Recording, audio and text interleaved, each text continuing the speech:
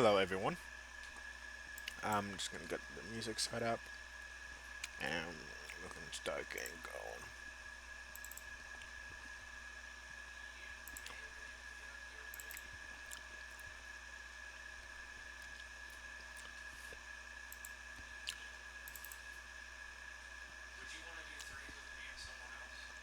Trying to find music that won't be flagged for copyright crap.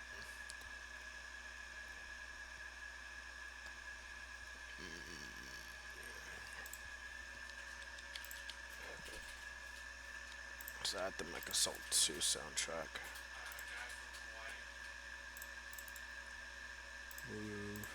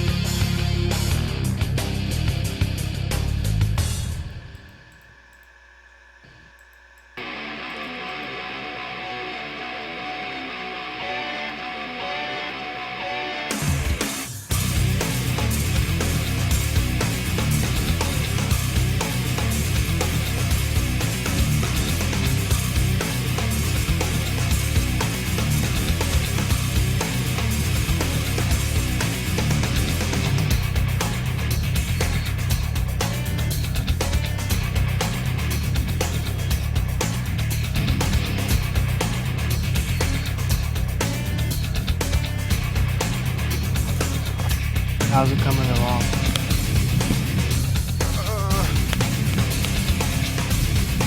Slowly but surely, it's going pretty well. Gotcha.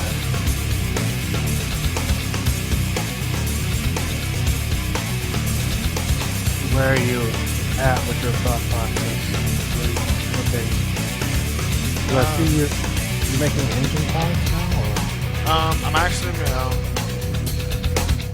I'm actually designing torpedoes right now. Mm-hmm.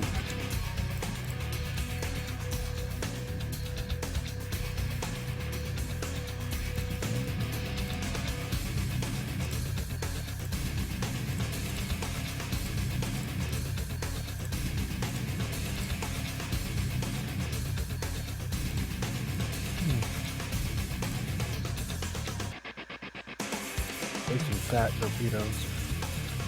Say again? I said those are some fat torpedoes. Yep. And thank you, you smart guy. I see you have I guess those are holes for directional thrusters on them. Yep. Mm-hmm. I didn't want them torpedoes looking too naked. Yeah.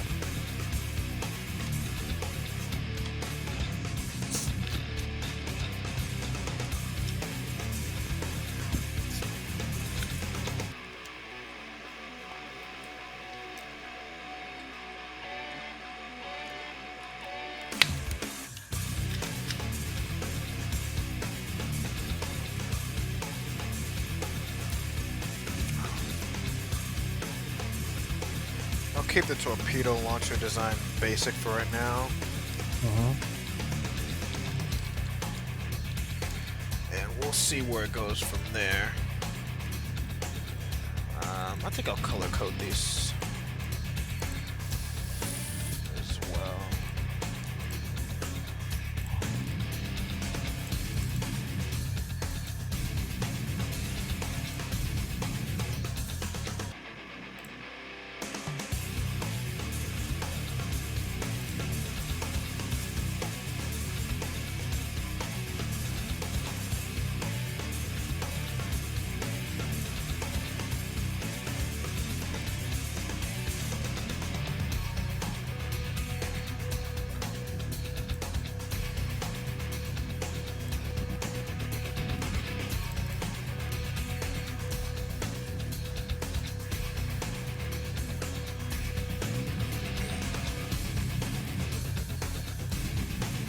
So I'm guessing you sorted everything out with your computer. Yeah, I fixed it.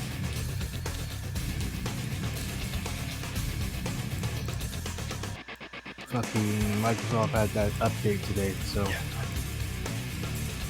spent an hour just like waiting, dozed off, and then got back up, and then yeah, just gonna sit around listen to you guys, and then I dozed off listening to you guys. So I'm like, oh well, I guess that's the fuck you today, Sean. Yeah. Do I even have a prompt to update? Nope. You would have to. I think I already did it.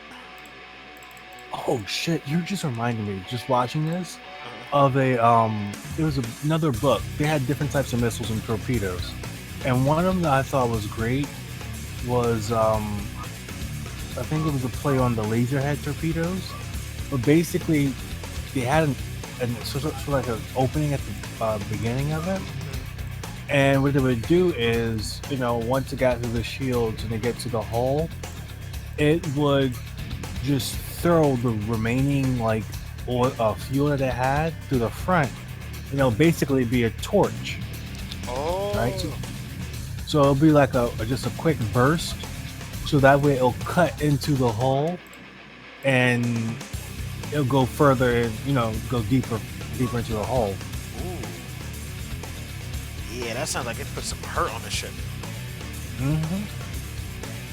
So basically, it's like if you ever heard of torch ships, which they use their engines can be basically used as weapons. It's a similar theory.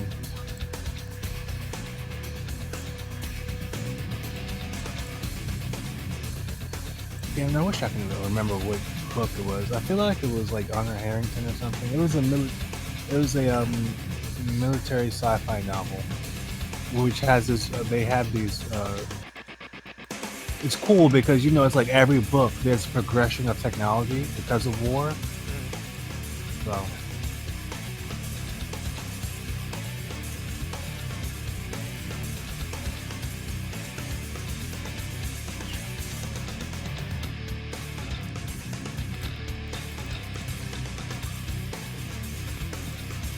Atomic Rockets. That's what it was.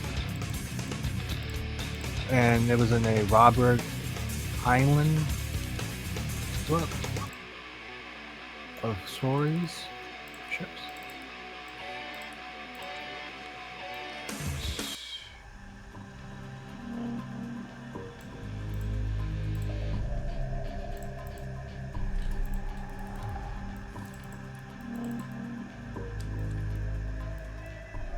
So basically, it's like with their engines, it's so the nozzle of it is shaped in such a way that you can see this long jet.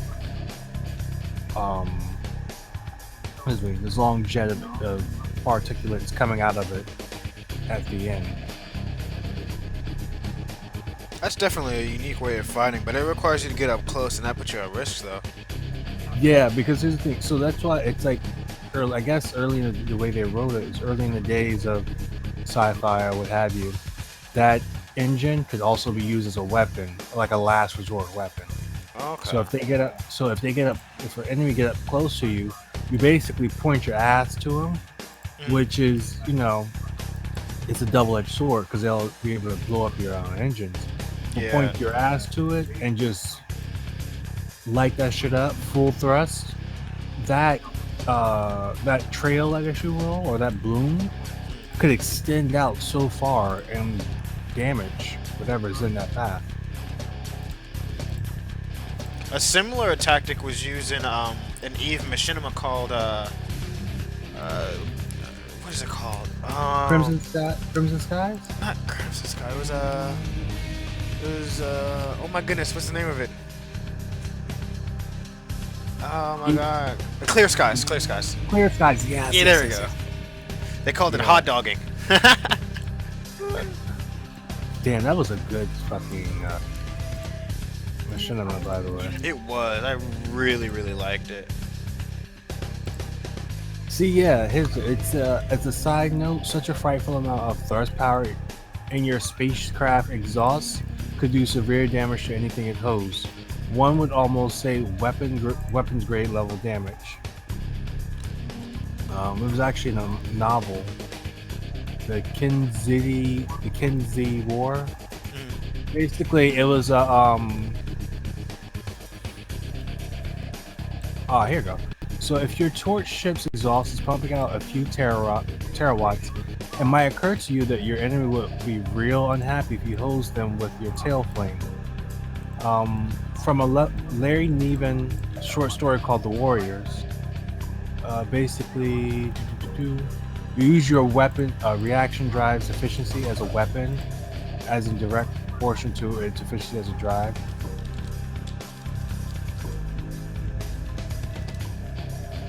The warlike Kinzidi invaded the solar system, figuring that humanity would be a pushover since the pacifist humans of the time had no weapons.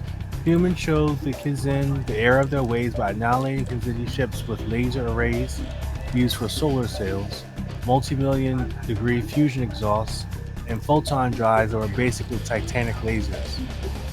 So they use basically, their mining lasers, popped them. Their engines, popped them. But yeah, back to it.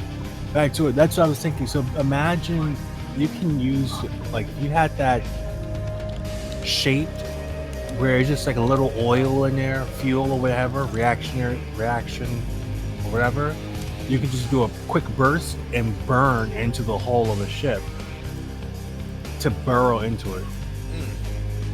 I mean, hell, it can be a good bunker buster. Oh yeah, that's what it sounds like. It's funny because when I used to play Space Engineers, my friend, when I was like designing like my first like capital ship in Space Engineers, uh, I had like a whole bunch of weak points. Really, it was ridiculous how many weak points I had on there. But I made it mainly because I thought it would look pretty cool. Yeah. And my friend would make a ship that would literally dig into other ships. I had like a whole bunch of grinders in the front of it, Yeah. and it would literally dig and burrow into a ship. And he tested it on because we copied my ship and PlayStation. We did like a whole bunch of like different test runs on it and stuff like that, durability tests, if you will. And he did his little grinder ship on it and just ripped through it. It was crazy. Yeah. So yeah, just adding like a little bit of explosive power behind it, yeah, you could do some serious damage. Yeah. Another idea that I had personally was similar in vein, but kind of different. Basically, you put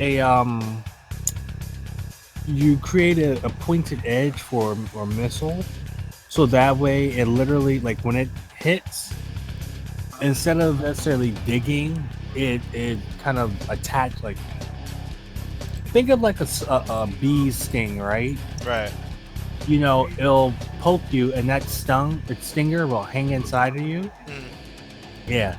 So that basically, that torpedo or that missile really digs up into the hull, and then what you can do is you can create a shaped charge. If it has a shaped charge, you can direct the blast into where you make that hole, or where you pierce the hull. Ooh. So like it drills in, and then there's like a little bit of a delay, and then it just like punches a huge shape charge into the ship. Oh Yep. man. Yep. And then this is where you can do like X-ray laser, X-ray pump bombs, gamma pump bombs. Oh man. Yeah. Or better yet, if you want to like disable a capital ship or something of that sort, you just pretty much put an EMP in that. Yeah.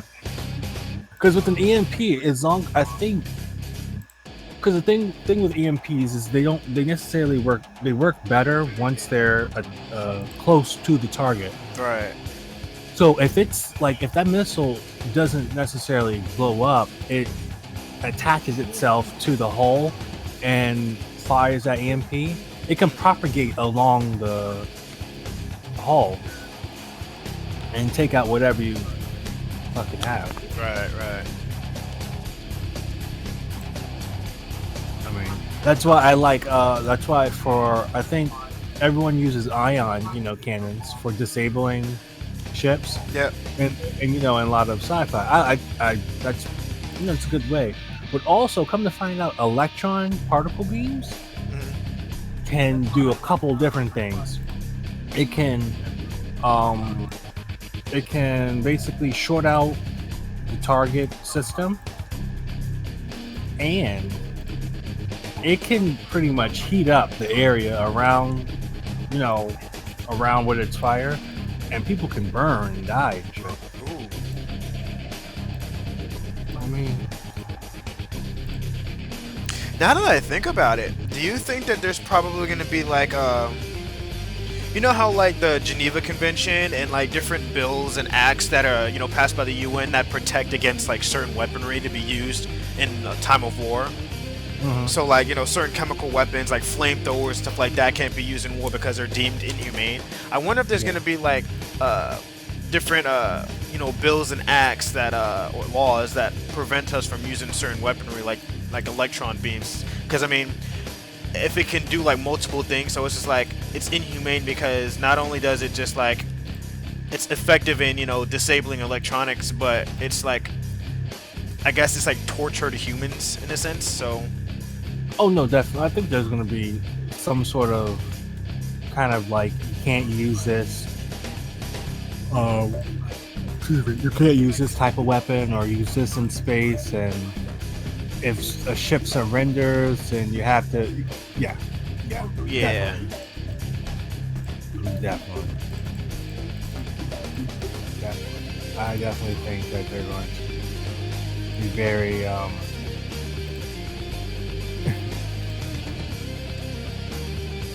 they're going to be very anal about that, per se. Like, okay, so I would imagine probably an electron weapon like the one you were talking about. The what is it? An electron particle beam? Is that you? Is Yeah, that what it is? I'm looking at it. I'm looking it up now, but I think it was an electron particle beam. Okay. Um, but go ahead while I'm charged. Yeah, it's like I would say an electron particle beam probably. You know, and it's funny because in my universe, there's I kind of took an idea from this anime called ARS Nova, which is pretty much uh that Is it the one with the battleships? They're alive. yep, Hmm. love that anime. But Okay. the type of weapons that they use, like denatonium and stuff like that, which is like really, really, really dangerous and like they're highly volatile. I would Yeah. imagine something like that being possibly banned if it actually was brought into reality. Hmm. Hmm. In my universe, I use them freely though. Like a lot of my ships have them. they're Yeah. like the they're like the equivalent of nukes without the radiation, pretty much in terms of destruction. Yeah. Yeah. That's why I see them being. That's why I see particle directed energy weapons being very useful in space and in the future. Um, like hell, I would even go for like in my universe, I would have lightning guns. Almost like the those it's like those emitter guns from Sword of the Stars, almost. Hmm. Like they bounce from ship to ship. Yeah, yeah. Or just in general, just fucking they shoot out lightning at you, Yeah. and yeah, those things that would be dangerous. 'Cause, I mean, isn't lightning just like superheated plasma anyway? Hmm. So yeah, that'd be the equivalent of having like a plasma torpedo hitting you or something, but just on a consistent basis. It'd just be like one hit, you know. Yep. Taki.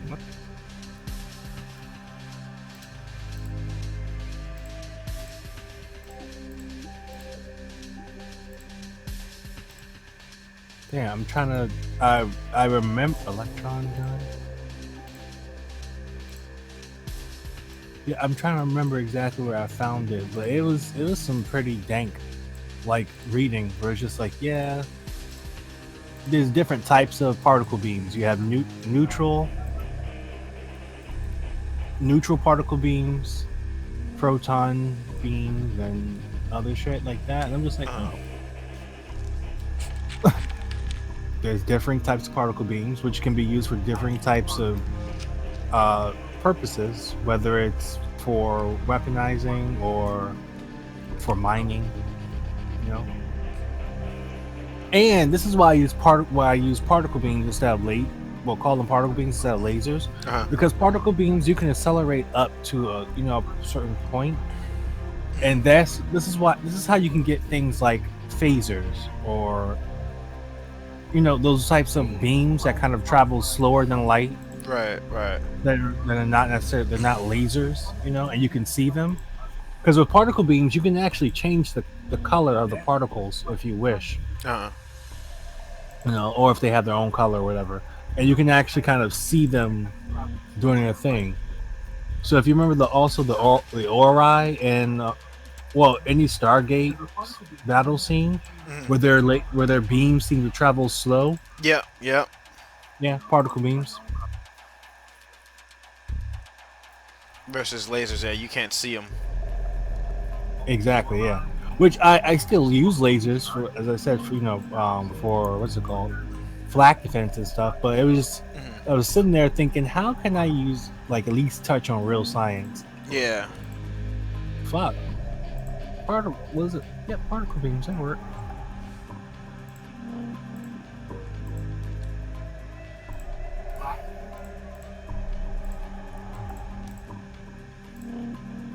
See, yeah, it says here as a stream of charged or neutral particles moving at near the speed of light. so they can move slower and still, and you'll still be able to see them.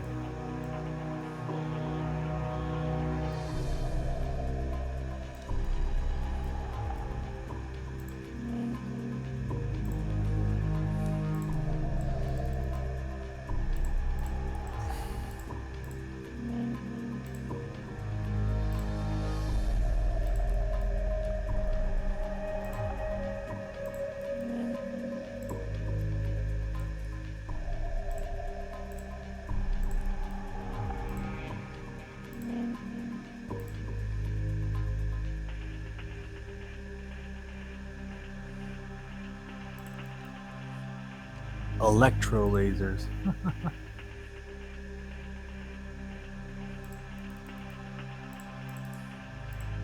See, yeah, electro lasers, it basically functions as a giant, high energy, long distance version of a taser or a stun gun.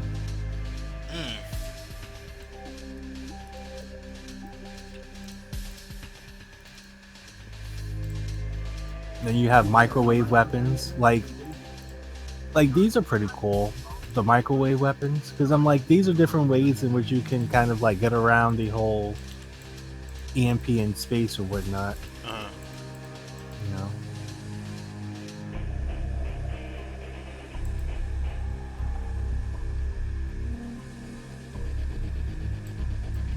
Damn, with a lot of these weapons, I wonder if shields are even going to be able to protect against, like, microwaves and stuff like that. Mm-hmm. Well, I see. Shields is a weird thing because I've been debating on if I should even have them be allowed to block against kinetic, well, ballistics and also energy-based weaponry. I figured it'll be easy against energy-based weaponry because it's like, all right, with shields they work on a frequency tuning. So if you tune the frequency to whatever type of energy-based weaponry that you have, it'll basically blunt the force of the attack. So microwaves, I'm quite sure there's a way you can negate microwaves. Right. Even if it's like your shield is like, even if your shield is based on EM,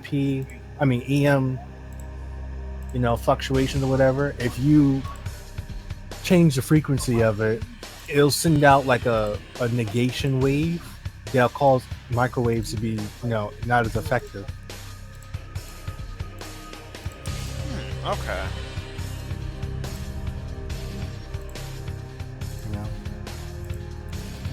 And same thing with like lasers or even particle beams, right? If your shields are based on EM technology, then if you change that frequency, you can basically distort, in a sense, you can distort those particle beams because you're utilizing electromagnetic forces, almost in the same vein as like, you're changing the electromagnetic field of the Earth, right, to kind of fuck with shit.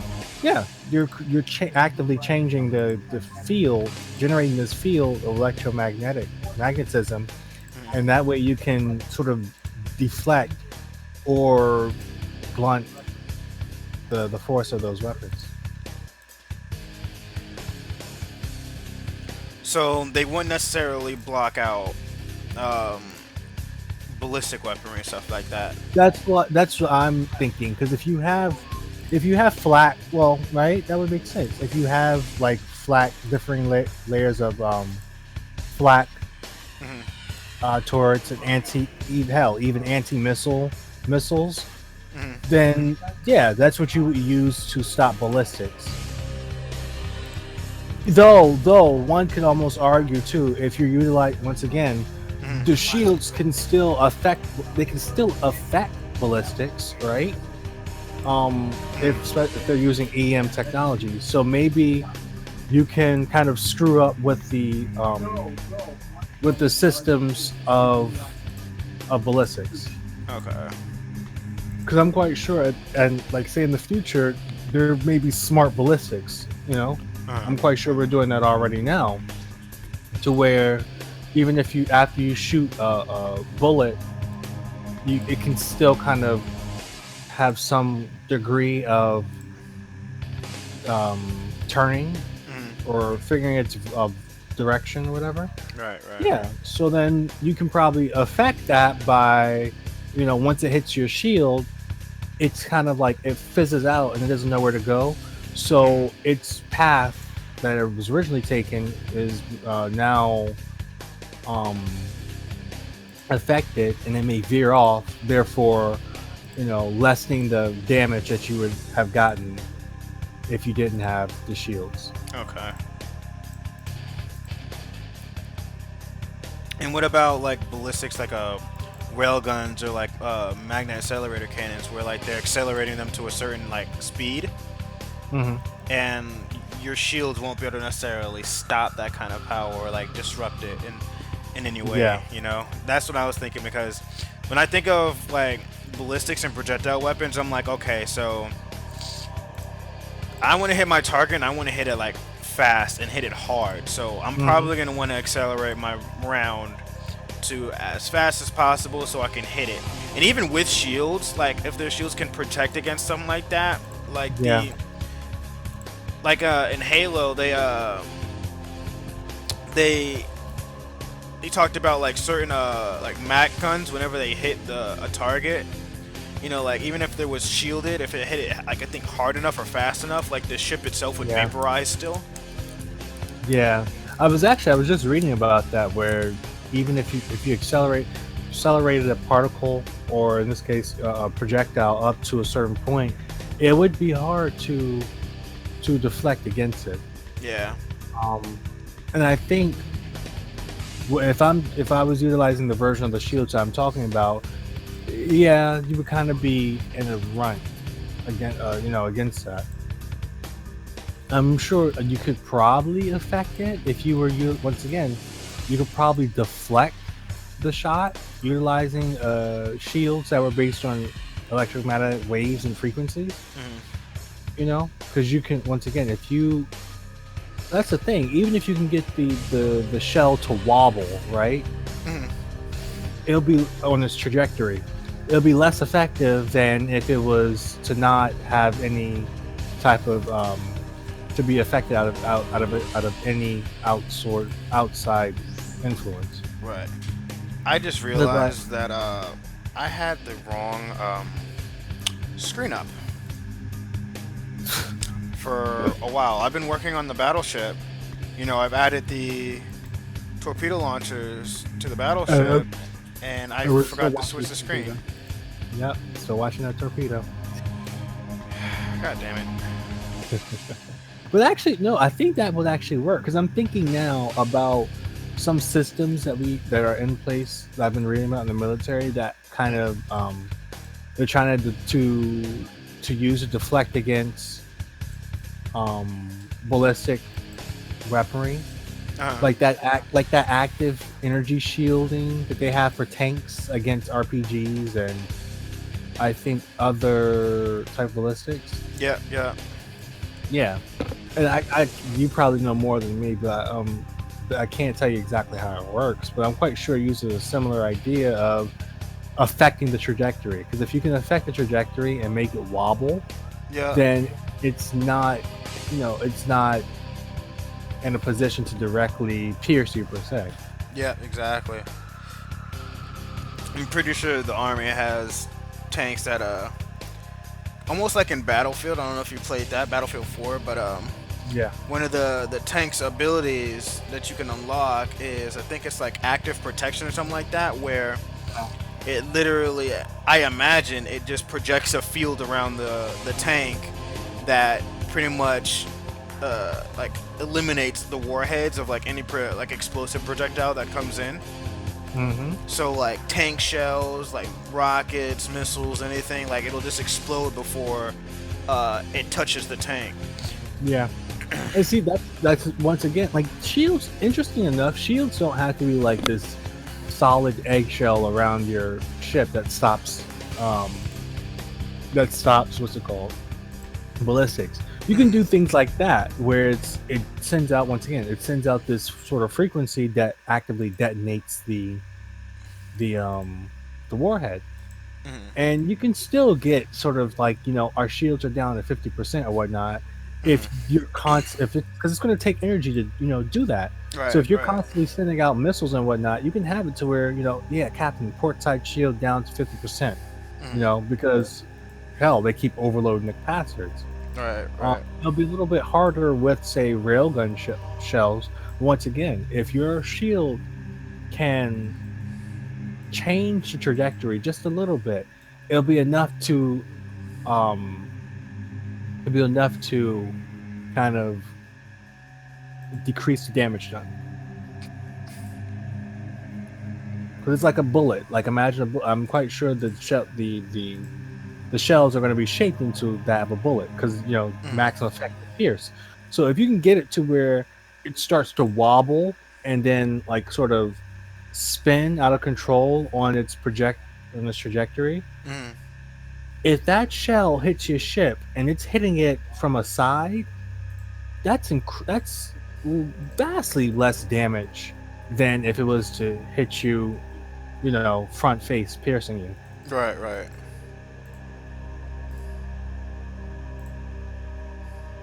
Yeah. So, and I think, and actually in real life, I think that's what shields are going to be generally, because they have something called the Wimple shield that's, I think, in development, or it's already a thing. Mm-hmm. So they can deflect space debris. Think of Okay. the navigational shields of the Enterprise. Mm-hmm. It's basically deflects space debris, space particulates and stuff like that. I imagine they're taking that and then do something like the active shielding from the tanks, um, EM shielding, creating an artificial magnetic field around the ship to deflect radiation. You know, Yeah, yeah. building like taking those differing types of devices to create a shield system that you can also use against hostile encounters. That's what I think is going to happen in the future. It's just going to be a mishmash. Like, the shield system is really going to be a mishmash of differing systems, and then you can get the general shield system is down to 65%. Mm-hmm. Uh, we're losing the Wimple shield, sir. Things like that nature. Yeah.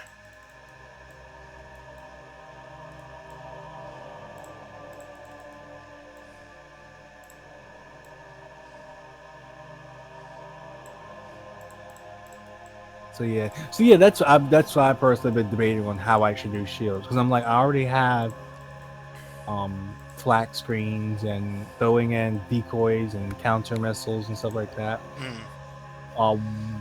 Do I really need to have it to where shields can block everything? Should I just have it to where shields can block at least 75% of things, and then armor plays a role in the stories too? Yeah, I was about to say, because if shields aren't as I guess you could say, like, the main ship's trump card in Yeah. protecting against most kinds of damage. It's kind of like a specialized type of defensive mechanism, much like ECM is. Then uh, you're gonna have to definitely rely on structural techniques for armor and stuff of that nature, and make sure that your ship is pretty solid. Yep.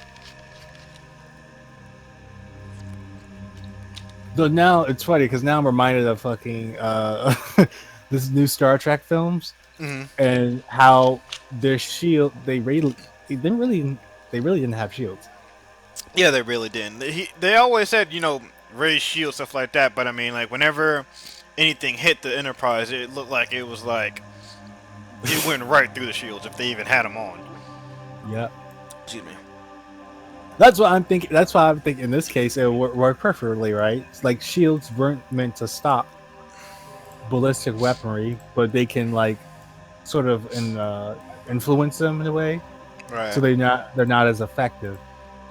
Though in the first, and well, once again, here's the thing: the first Star Trek, those missiles were Borg technology, so shields, yeah, it cut through that ship like tissue paper. The third film, it was literally like ships being thrown at the Enterprise. Mm. So yeah, shields weren't doing anything. The second ship show, the second movie was kind of different because you had the Vengeance shooting at it, but once again, like I'm quite sure the admiral had the code, Hmm. had the had the frequency codes right. So it was like, yep. Yeah. So I was, damn, that shit makes me pissed now. Yeah, and I was like, when you were talking about how like ships can just like match the frequency of your shield modulation, pretty much, allowing their weaponry to penetrate your shields. The first thing that came to mind was Star Trek: The Next Generation when the Enterprise. I want to say, what version is that? Oh, I Oh, can't you think of it. mean was it with the Dura sisters, Klingon, the Klingon? Yeah, yeah. When the Klingons were firing and they were using like the little spy camera to see the Yeah. modulation of the shields, and then just fired torpedoes that just went right through it. Hmm. Yeah. See, I wouldn't even. But the thing is, I wouldn't allow that. I think there will always constantly be like shield rotation frequencies. Yeah. It'll just so happen just like when it comes time to defend against it, bam, you stop, whatever. Mm.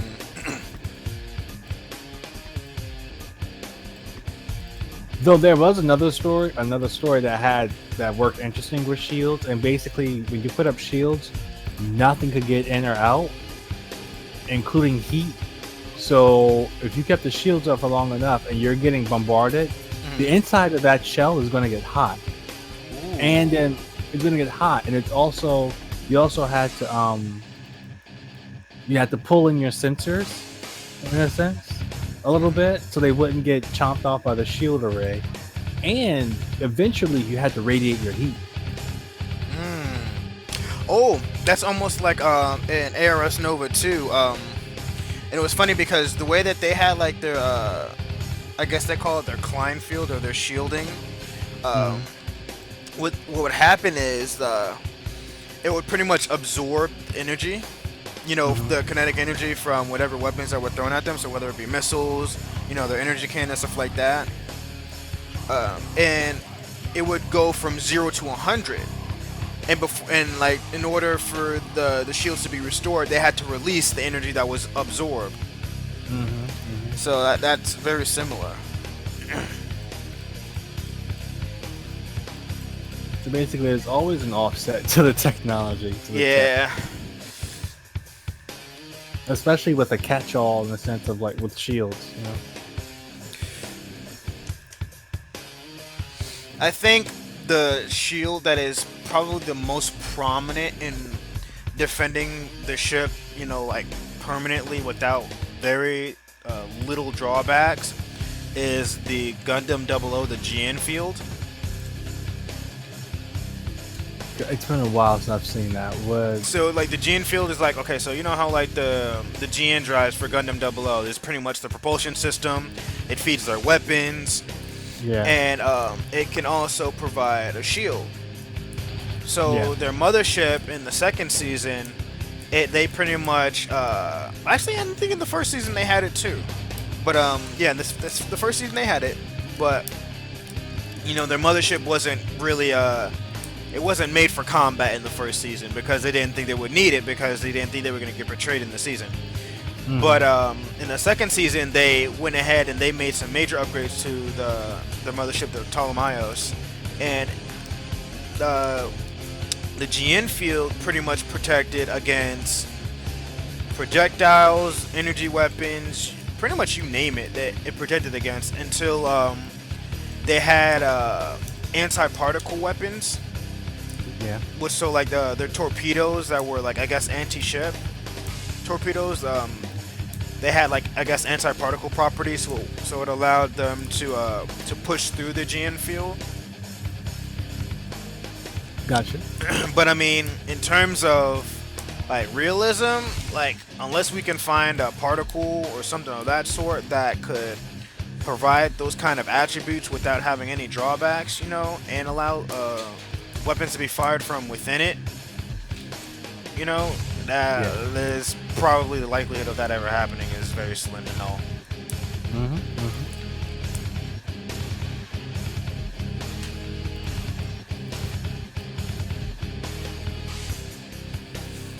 Well, we'll see.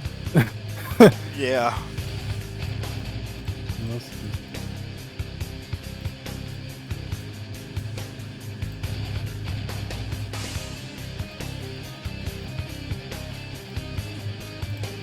But yeah, I think that'd be the wish route. But other than that, we'll be sticking with differing systems to create shields. Yeah.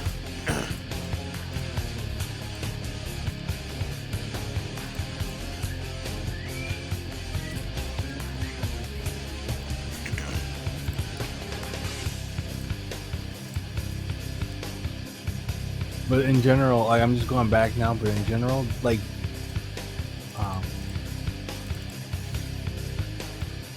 particle beams are cool because they can be multi-use apparently. But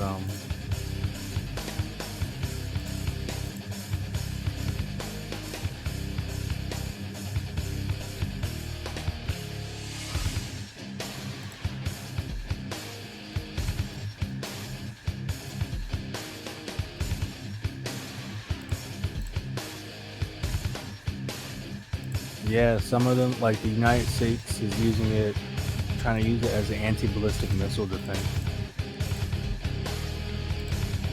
That would work if they can perfect the technology. And see, this is what I mean with the shields, right?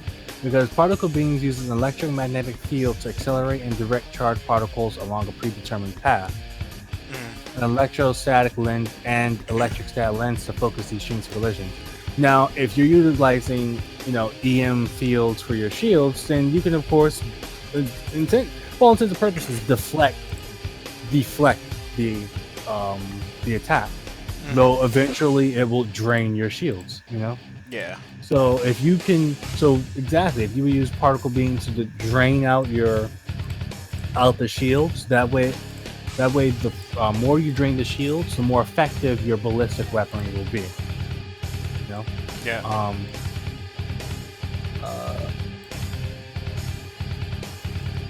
And then the concept of particle beams come from sound scientific principles and experiments.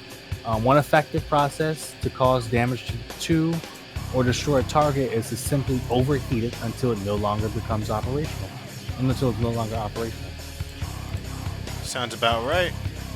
Yeah. So it's your perfect also. It's now your perfect kind of disabling beam. Just keep attacking where you want to pop. So you want to blow those engines. Yeah. Just keep going for it.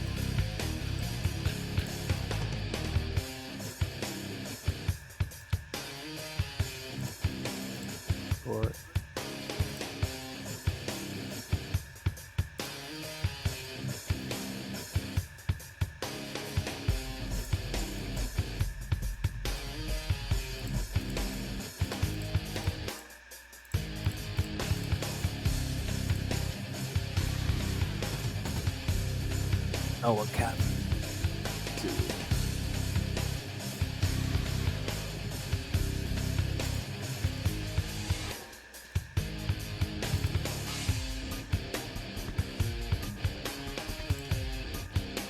Dang, because I'm trying to remember where it was that I read it, but it was basically like, yeah, so charged particle beams are pretty deadly, because if you have them fired at a place, they'll not only heat the area, they'll create a sort of a discharge that'll affect any electronics in the area, and more than likely that discharge can fry a human being. So, yeah, God, yeah. How about them apples? Hell, at the rate we're going right now with them, if they start developing them, they're probably going to be banned before we even get to space. Oh. Man, I mean, but this is just particle beams. Like, imagine everything else that they deal with. Yeah, we already have like microwave weapons that we use for like riot control and stuff. Yeah, and even see, that's the thing. Apparently, those they cause sort of health effects or negative effects to the human body. Yeah. still, I mean, Don't they like? Can't they increase your chance of cancer and stuff like that? possibly, or it's like affect. Like I know there's one that sends out the aerial denial thing or whatever, but it sends out microwaves and it pretty much boils your not boils your skin, but heats your skin. Yeah. Yep. Yep.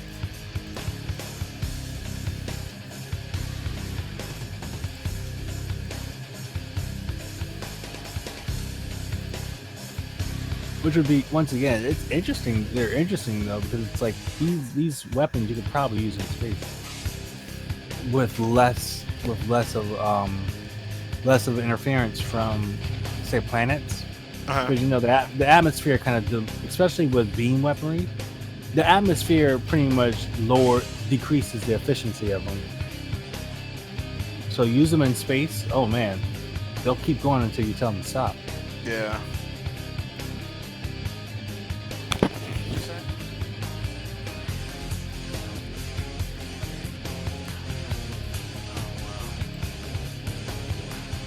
Wait, September 31st? Fucking what?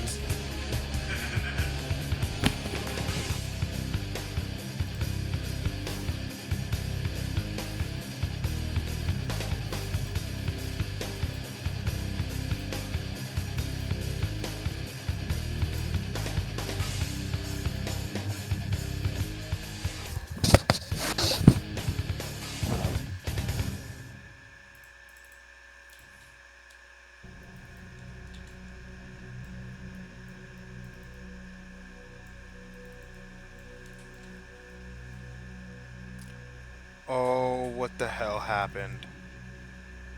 Something happened.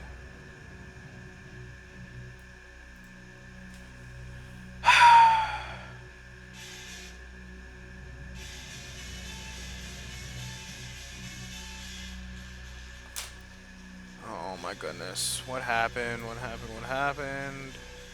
If SketchUp would respond, that would be great. Oh shit! And I forgot about the radiation. That you can have along with the beam. Oh yeah, that wouldn't be good either.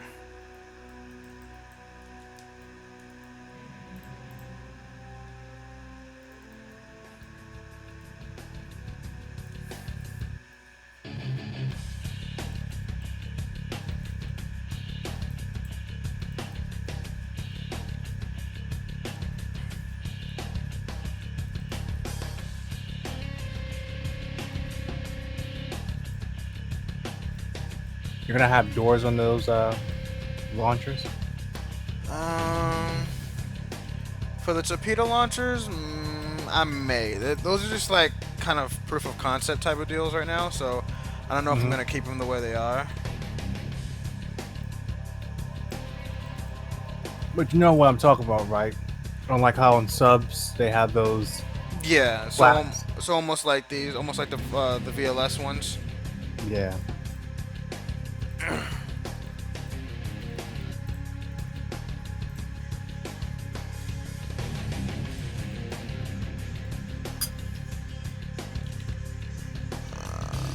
I'm gonna add more detail in this center area right now, but I'm just adding stuff just to see what it would look like.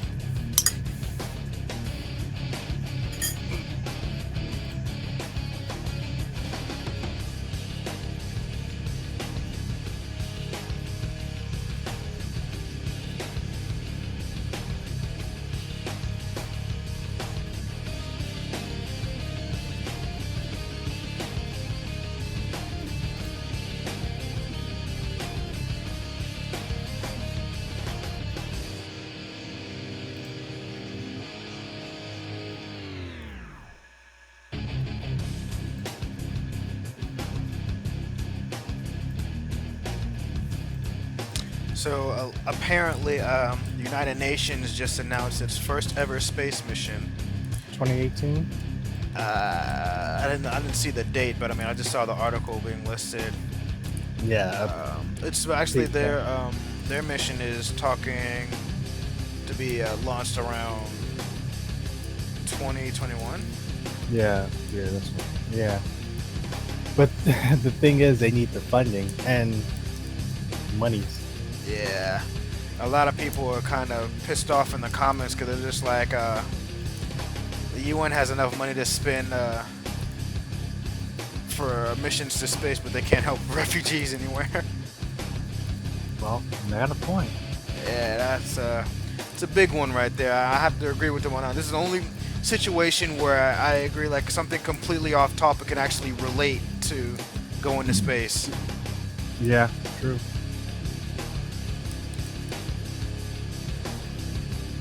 And then, I mean, it's granted though. They're saying that the mission is for countries that don't have a space program and that's undeveloped. But it's still like, hey, yeah, about that.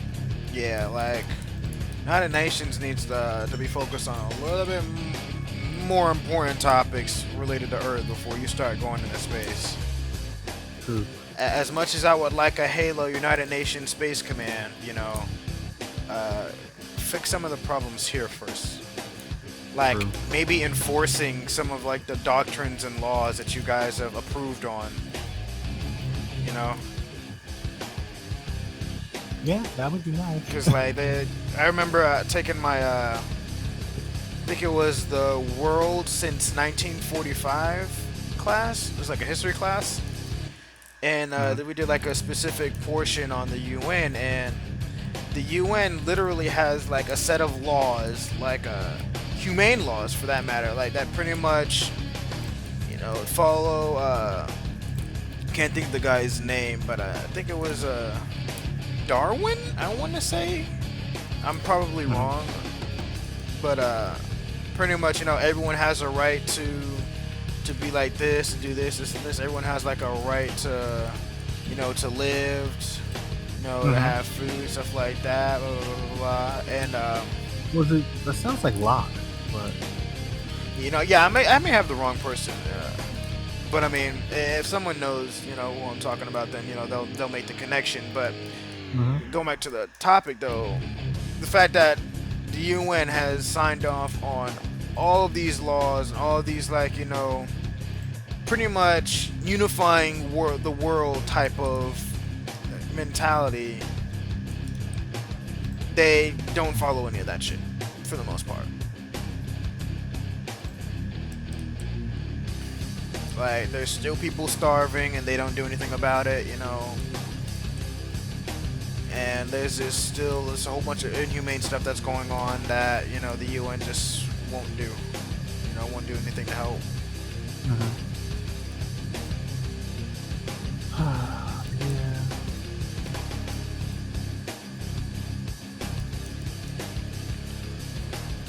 Well, I guess I hate to say it, but I guess we'll just have to see what the future holds. Yeah. Though we already know it's not that Star Trek utopian. Oh, hell no.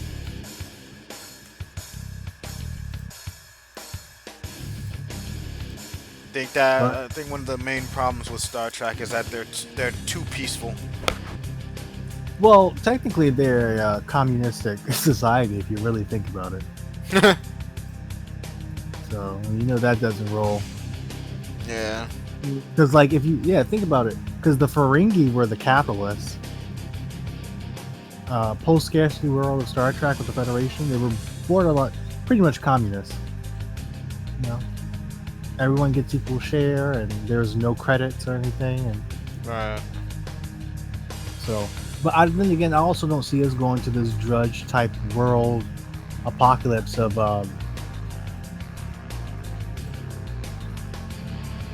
Battlestar Galactica. Yeah. I think we're more in the in-between. So maybe Alt Noah, maybe Gundam, maybe you know, in between. But I do believe there's gonna be the moment that we get that Martians become a thing, or Luna. Someone put lunatics. those those born on Luna. There's definitely going to be some sort of conflict or some standoff between the two. Yeah. 'Cause, I mean, just look at England and Americas, right? Yeah. So you would think we learned the lesson, and we're just like, okay, fuck it. We'll just make a sole consortium now, It's basically a interplanetary UN. So yeah, you guys do your thing and just report in occasionally. If not, we'll flex our muscles and we'll send some space battleships over to you and park them in your yard. Or we'll annex the space around you, so that way you can't go there.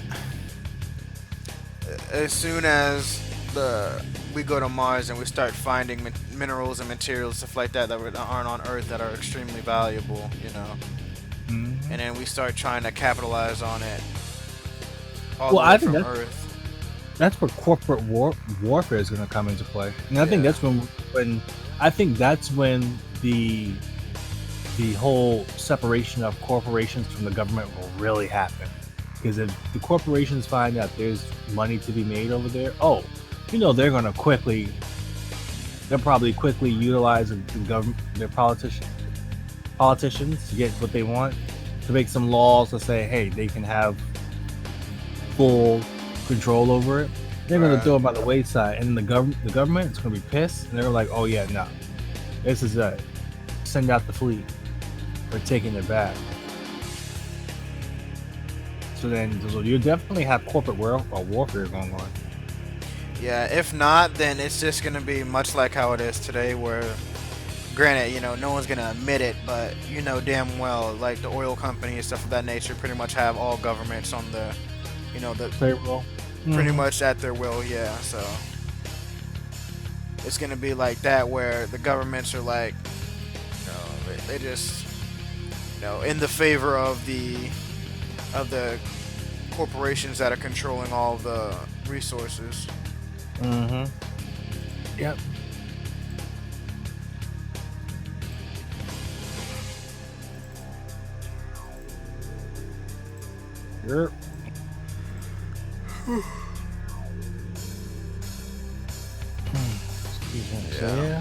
Yeah. So I think I'm gonna call it quits here for right now. We'll probably touch on this stuff